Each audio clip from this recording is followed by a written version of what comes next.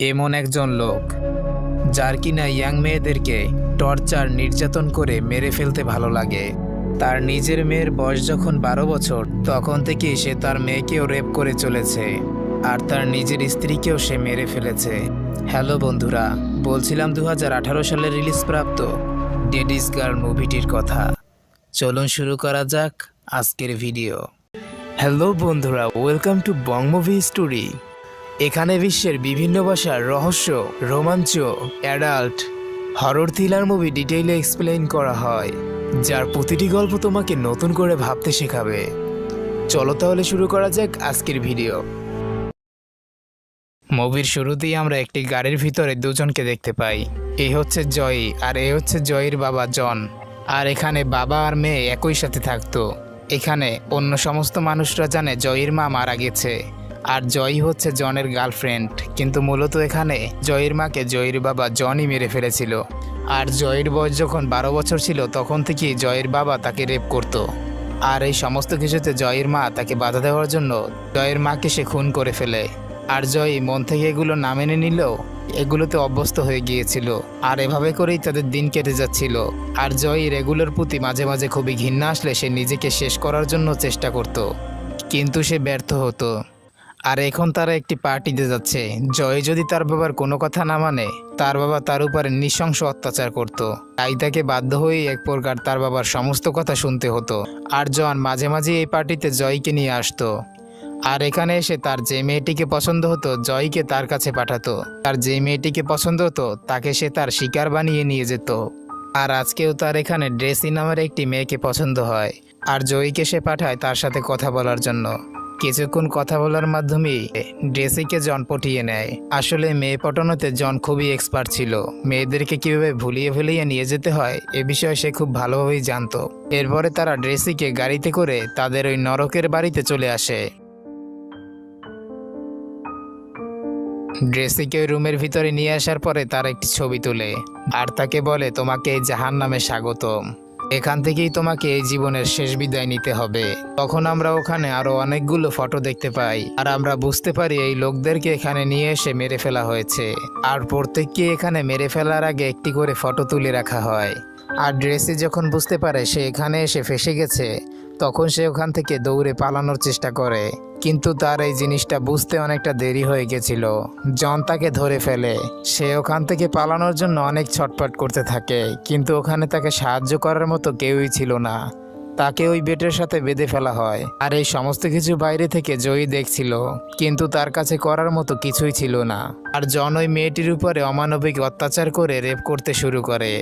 পরদিন সকালে জয়ী আসে। জয়ী তাকে এসে একটি ফাঁসির দড়ি টাঙিয়ে দেয়।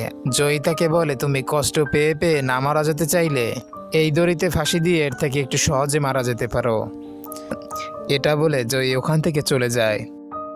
এরপরে আমরা জেনিফার নামক একটি মেয়েকে দেখতে পাই, যে কিনা রাস্তায় দাঁড়িয়ে শহরের দিকে যাওয়ার জন্য লিফট চাচ্ছিল। একটি গাড়ি তাকে লিফট দেওয়ার জন্য থামায়, আর এই গাড়িতে ছিল এসকর্ট। তিনি একজন পুলিশ অফিসার। এরপরে জেনিফার যখন গাড়িতে করে যাচ্ছিল তখন সে গাড়ির ভিতরে অনেকগুলো মিসিং পোস্টার দেখতে পায়। সে এই ব্যাপারে এসকর্টের কাছে জানতে চাইলে এসকর্ট তাকে বলে, এই শহর থেকে প্রায় মেয়েরা মিসিং হয়ে যাচ্ছে, আর এই বিষয়ে তল্লাশি করার দায়িত্ব এখন আমাদের ডিপার্টমেন্ট আমার উপরে দিয়েছে। জেনিফার যখন গাড়ি থেকে নেমে যাচ্ছিল তখন সে জেনিফারকে বলে সে যেন সাবধানে থাকে। অন্যদিকে জন এসে দেখে ড্রেসি তার গলায় ফাঁস দিয়ে ঝুলে রয়েছে, কিন্তু সে জানতো ড্রেসির একার পক্ষে এই কাজটি করা সম্ভব নয়। বুঝতে পারে জয়ী এই কাজে তাকে সাহায্য করেছে। সে সাথে সাথে গিয়ে জয়ীর গলা টিপে ধরে। জয়ী বলে, আমি ড্রেসির কষ্ট সহ্য করতে পারছিলাম না। এটা শুনে জন আরো রেগে যায়। এর জন্য শাস্তিস্বরূপ সে জয়ীকে একটি কাটার দেয়, আর তাকে বলে ড্রেসির পুরো শরীরটাকে টুকরো টুকরো করে কেটে ফেলতে। অন্যদিকে আমরা সেই পুলিশ এসকর্টকে দেখতে পাই, যে কিনা কোনো এক কাজ থেকে ফেরার সময় তার গাড়ির চাক্কা পাংচার হয়ে গেছে। আর এখন সে এটা ঠিক করার জন্য আশেপাশে একটি গ্যারেজ খুঁজতে থাকে। কিছুক্ষণ পরে সে একটি গ্যারেজের সন্ধান পায়। সে সেখানে চলে যায়। আসলে এই গ্যারেজটি জয়ীর বাবা জনের ছিল। সে গ্যারেজে গিয়ে জয়ীকে দেখতে পায়। একটু পরেই তার বাবা জন বেরিয়ে আসে। পুলিশটি এসে তাকে হেল্প করার জন্য রিকোয়েস্ট করে, আর জনও এতে রাজি হয়ে যায়। এরপরে সে এসকর্টের গাড়িটি তাদের ভ্যান গাড়িতে তুলে তাদের পুলিশ অফিসের দিকে রওনা করে। মাঝপথে তারা যখন যাচ্ছিল তখন এসকর্ট ও জনের ভিতরে কথা হয়। কিন্তু এখানে স্কট জনের সাথে বিভিন্ন বিষয়ে কথা বলার পরে জনকে তার একটু সন্দেহ হয়। এরপরে সে তাদের পুলিশ অফিসে ফিরে তাদের একজন উপরস্থ কর্মকর্তার সাথে কথা বলে। কিন্তু এখানে কর্মকর্তা তাকে জানায় জনের ব্যাপারে কোনো ক্রিমিনাল রেকর্ড নেই, আর সে আগে আর্মিতে চাকরি করত, আর রিটায়ারমেন্টের কিছু বছর পরেই তার স্ত্রী মারা যায়, আর এখন সে তার ইয়াং গার্লফ্রেন্ডের সাথে থাকে। আসলে ওখানে সবাই জানতো জয়ী জনের গার্লফ্রেন্ড। আসলে জয়ী ছিল জনের নিজেরই মেয়ে। যাক, এরপরে আমরা জনকে দেখতে পাই যে কিনা তার বাড়ির বাইরে একটি ট্র্যাপ অর্থাৎ ফাঁদ পাচ্ছিল, যাতে করে তাদের বাড়িতে যদি কেউ এসেও পড়ে সেজন্য এই ট্র্যাপে আটকা পড়ে। জয়ী সেখানে আসলে জয়ীকে জন বলে, তুমি এই ট্র্যাপ থেকে সবসময় দূরে থাকবে, তা না হলে তুমি তোমার নিজের পা হারাবে। ওই দিন রাতে সে আবারও ওই নাইট ক্লাবে চলে আসে, আর ওখানে তারা এনি নামের একটি মেয়েকে টার্গেট করে জয়ীকে পাঠায় তার সাথে কথা বলার জন্য। জয়ী ও জন মিলে আগের মতোই এই মেয়েটিকেও পটিয়ে নেয়। এনির সাথে তারা কথা বলে এনিকে তারা বলে আমাদের বাড়ি আজকে পার্টি হবে। তারা এনিকে নিয়ে ওখান থেকে বাড়ির উদ্দেশ্যে রওনা হয়। জন আর জয়ী এনিকে পার্টির কথা বলে তাদের বাড়িতে নিয়ে আসে।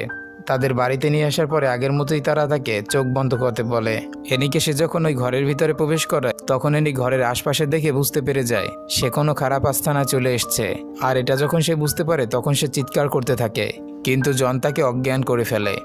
বেশ কিছুক্ষণ পরে যখন এনির জ্ঞান ফিরে তখন সে দেখে তাকে একটি লোহার খাটের ভিতরে শিকল দিয়ে বেঁধে রাখা হয়েছে। তখন সে চিৎকার করতে থাকে আর জনের কাছে সে তার জীবন ভিক্ষা চাইতে থাকে। কিন্তু এখানে জন তো ছিল খুবই নিষ্ঠুর। সে তাকে তখনই ইলেকট্রিক শর্ট দিতে শুরু করে। আর বাহির থেকে এই সমস্ত কিছুই জয়ী দেখছিল, কিন্তু তার কাছে করার মতো কোনো কিছুই ছিল না। অন্যদিকে আমরা সেই পুলিশ এসকর্টকে দেখি যে কিনা জনের সম্পর্কে সমস্ত তল্লাশি করছে, এবং সে জানতে পারে জন আসলে আর্মি থেকে রিটায়ার্ড করেনি, আর করা কোনো এক কাজের জন্য তাকে আর্মি থেকে সাসপেন্ড করা হয়েছে। এছাড়াও সে আরও জানতে পারে আর্মি থেকে এসে সে যাকে বিয়ে করেছিল তার একটি মেয়েও ছিল। আর স্কটকে দেখা যায় সে সেই মেয়েকে খুঁজে বের করার চেষ্টা করছে। এরপর আমরা জনকে দেখতে পাই যে কিনা এনির উপর একের পর এক টর্চার করে যাচ্ছে, আর সে এনির গলায় একটি লোহার বেল্ট পরিয়ে দেয় যাতে করে এনি নড়াচড়া করলে আরও বেশি পরিমাণে কষ্ট পায়। এই সব দেখে এনি জনকে বলে প্লিজ তুমি আমাকে মেরে ফেলো, কিন্তু জনের হৃদয় ছিল আরও নিষ্ঠুর। সে তাকে তখনই আবারও ইলেকট্রিক শর্ট দিতে শুরু করে। আর এই সমস্ত কিছু বাইরে থেকে জয়ী দেখছিল। জয়ী ওখান থেকে সে তার রুমে চলে যায়, আর ওখান থেকে একটি পিস্তল নিয়ে সেই রুমের ভিতরে চলে আসে। আর এটা দেখে অ্যানি ভাবে জয়ী হয়তোবা তার বাবার বিরুদ্ধে চলে গেছে, আর সে এখন আমাকে মুক্ত করতে এসেছে। কিন্তু তখনই জয়ী ওই বন্দুকটা এনির দিকে তাক করে আর তাকে বলে তুমি যদি এই যন্ত্রণা থেকে মুক্তি পেতে চাও তাহলে তুমি এই বন্দুক দিয়ে নিজে নিজেই আত্মহত্যা করো। এটা বলে সে ওই বন্দুকটি এনির মুখের ভিতরে ধরে, আর এনিও নিজের হাতে নিজেকে শুট করে ওখানেই মারা যায়। এরপরে আমরা সেই পুলিশ এসকর্টকে দেখতে পাই যে কিনা এখন জনের মেয়েকে খুঁজতেছিল। এজন্য সে ওখানের একটি স্কুলে যায়, আর সেখানে গিয়ে সে জানতে পারে জনের যে মেয়েকে সে খুঁজছে তার নাম জয়ী, যাকে জন বাহিরের লোকদের কাছে নিজের গার্লফ্রেন্ড নামে পরিচয় দিচ্ছে। আর এই সমস্ত কিছু জানার পরে স্কট বুঝে যায় জন কতটা খারাপ লোক। আর অন্যদিকে জন আর জয়ী একটি মার্কেটে কেনাকাটা করতে আসে, আর স্কটও সেখানে পৌঁছে যায়। সে ওখানে গিয়ে জন যখন অন্যদিকে কেনাকাটা করছিল তখন সে জয়ীর সাথে কথা বলে, আর তাকে বলে আমি তোমার ব্যাপারে সব কিছু জেনে গেছি। এখন তুমি যদি তোমার বাবার হাত থেকে বাঁচতে চাও তাহলে তুমি সব কিছু আমাকে খুলে বলো আর আমাকে সাহায্য করো। কিন্তু তখনই জন পিছনে ফিরে দেখে জয়ী আর ওই পুলিশ অফিসার কথা বলছে। এটা দেখে সে ওখান থেকে জয়ীকে নিয়ে চলে যায়। এরপরে সেদিন রাতে জন ও জয়ী তাদের পরের শিকারের জন্য আবারও সেই নাইট ক্লাবে চলে আসে। আর এখানে এসে এবার জনের জেনিফার নামের একটি মেয়েকে ভালো লাগে।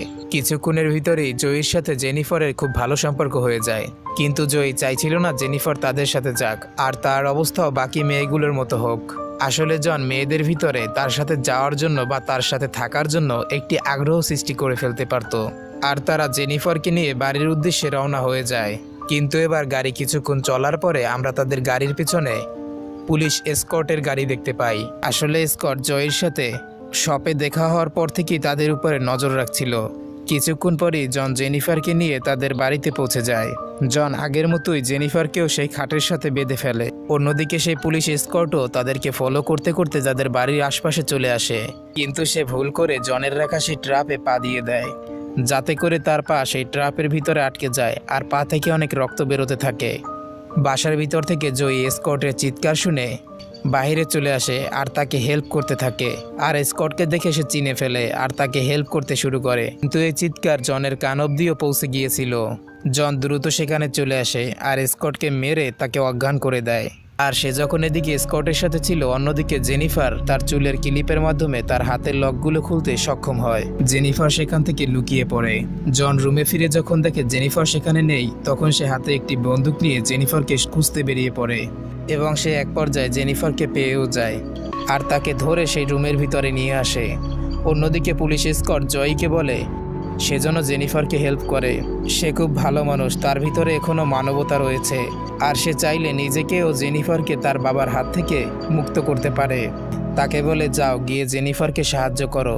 জয়ীও একটি বন্দুক হাতে নিয়ে তাদের কাছে পৌঁছে যায় আর সেখানে গিয়ে জনকে বলে তুমি আমার বাবা নও, তুমি একজন খুনি। এটা বলে জন কিছু করার আগেই জয়ী জনকে বারবার গুলি করতে থাকে আর জন ওখানেই মারা যায়। মুভির সিন কাট হয়। আমাদেরকে নিয়ে যাওয়া হয় কিছু মাস পরে। আমরা দেখতে পাই দুটো মেয়েকে। আসলে এরা ছিল জয়ী ও জেনিফার। তারা একটি লোককে গুলি করে মেরে ফেলছে। আসলে তারা দুজনে সেই লোকদেরকে খুঁজে বের করছে এবং মেরে ফেলছে যারা মেয়েদের উপরে অত্যাচার করে।